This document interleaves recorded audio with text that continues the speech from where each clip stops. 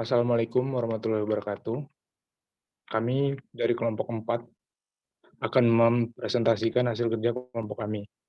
Anggota kelompok kami ada saya, Andre Ramadan, lalu Alifah Amatullah, Fitriana Rahmawati, Muhammad Iqbal, Habibur Rahman, Zefania Fika, Nisrina Asajida. Untuk slide yang pertama akan dibacakan oleh teman saya. Silakan.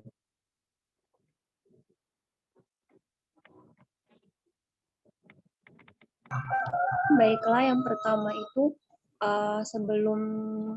sebelumnya kita akan membahas apa itu teknologi informasi, di mana teknologi informasi ini merupakan teknologi yang dipakai oleh manusia untuk mengelola data. Teknologi informasi ini terwujud melalui software dan hardware komputer. Nah, biasanya pengolahan data oleh teknologi informasi ini mencakup prosesnya, cara mendapatkannya, bagaimana menyusunnya, sampai menyimpan data hingga akhir tersajilah informasi yang akurat dan dapat membantu pekerjaan manusia baik dalam urusan bisnis, urusan pribadi, atau bahkan urusan yang lainnya. Selanjutnya, silakan. Lalu ada pula perkembangan teknologi informasi. Di dalam era perkembangan teknologi informasi yang diawali oleh adanya penemuan komputer, terdapat 4 era, yaitu 1. Teknologi era komputerisasi. Era ini berlangsung pada tahun 1960-an. Di era ini, komputer mini mulai diperkenalkan ke dunia industri. Komputer menjadi alat hitung cepat yang bisa membantu perusahaan melakukan pengelolaan data. Saat itu, komputer digunakan di divisi administrasi back office, yakni di bidang keuangan dan akuntansi. Lalu yang kedua, kemajuan teknologi informasi. Personal komputer atau PC mulai dikenal luas pada tahun 1970-an. Komputer menjadi alat pendukung bagi karyawan untuk bekerja. Komputer dapat mengolah database, spreadsheet, dan data processing. Di era ini, komputer juga sudah bebas dimiliki oleh orang-orang. Masuk ke tahun 1980-an, komputer marak digunakan oleh bisnis di bidang jasa dan pelayanan.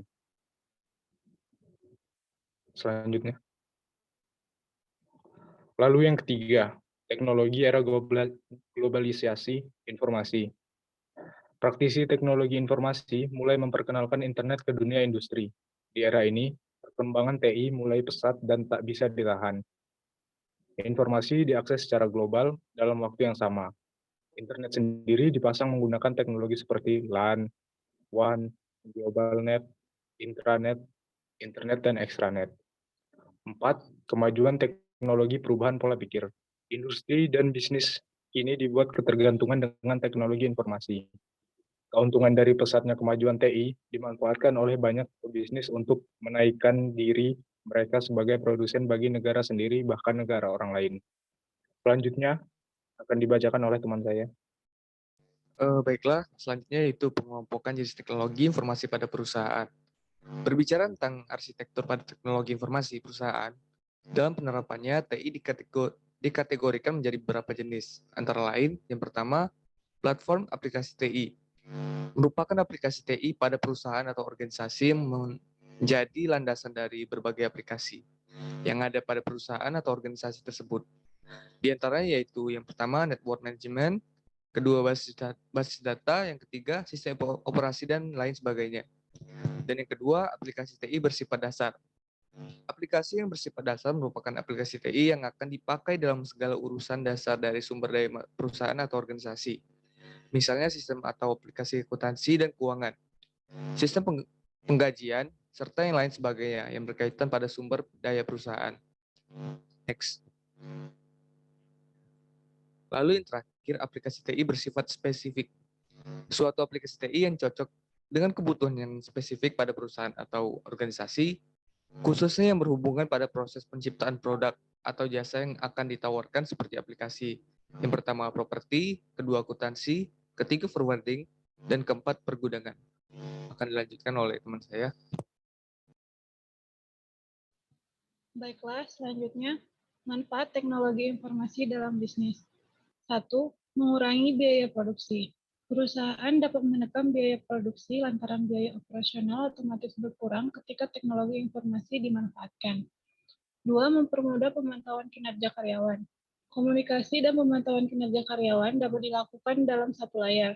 Saat ini, laporan dan absensi kehadiran bisa dikirimkan secara online. Begitu pula saat membutuhkan media untuk rapat. Teknologi ini bisa sangat membantu karena biayanya yang sangat murah. 3. Peluang bisnis baru. TI menciptakan banyak media baru yang bisa mempermudah hidup manusia. Salah satunya adalah kehadiran e-bisnis yang membantu pengusaha menciptakan peluang bisnis tanpa modal yang besar. Selanjutnya. Keempat, komunikasi cepat. Hambatan dalam berkomunikasi menjadi masalah fatal dalam bisnis. Beruntungnya, dengan teknologi informasi yang dikembangkan, kini manusia dipermudah dengan berbagai fitur dan aplikasi yang ada. 5. Penyebaran informasi dan akses yang mudah. Informasi dari jarak jauh bisa didapatkan dalam hitungan detik. Media transfer informasi ini pun beragam, bisa dipilih sesuai kebutuhan perusahaan. Selanjutnya akan dilanjutkan oleh rekan saya. Baik, selanjutnya peran teknologi informasi dalam perusahaan. Yang pertama ada mengurangi risiko atau minimize risk.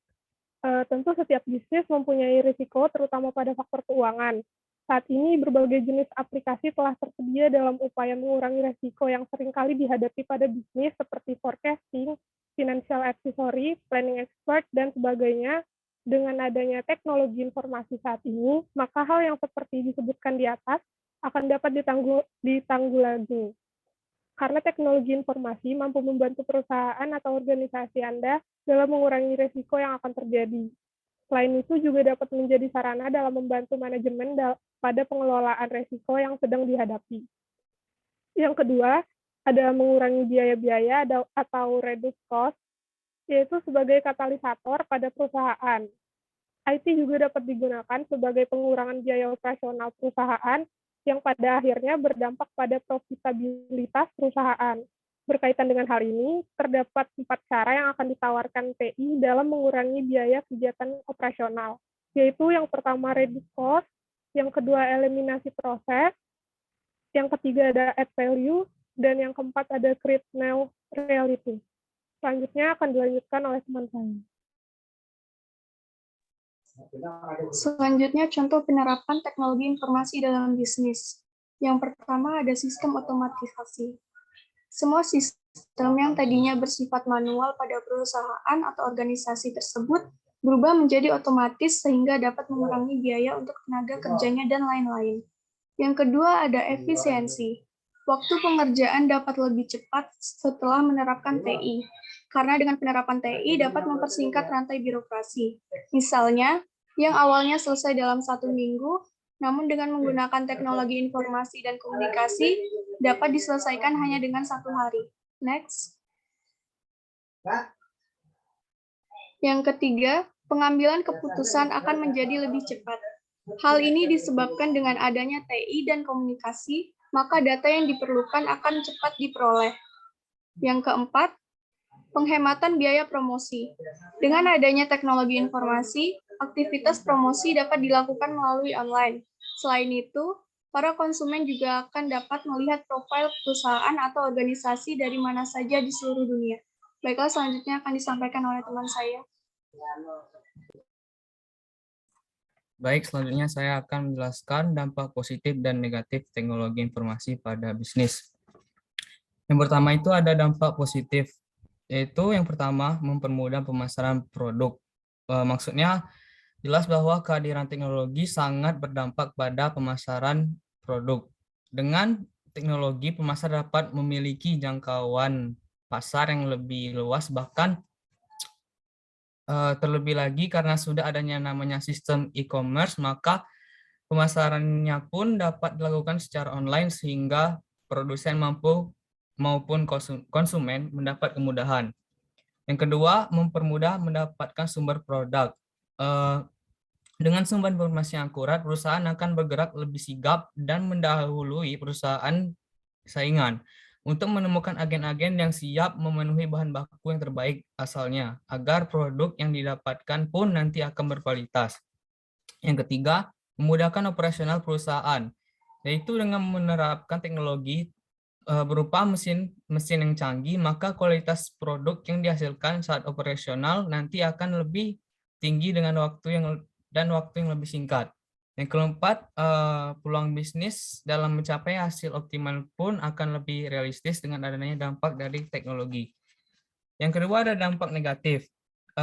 Berikut dampak negatifnya. Yang pertama yaitu rawan modus lantaran pembayaran online tidak lebih aman dari pembayaran tunai.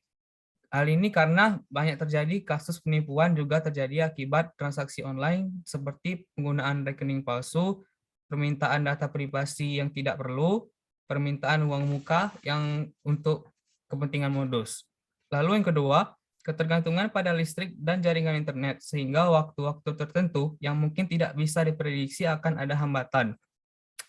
Yang ketiga, informasi pribadi seperti data diri yang sangat privat bisa saja bocor karena sebagai konsumen ataupun pengusaha harus berhati-hati karena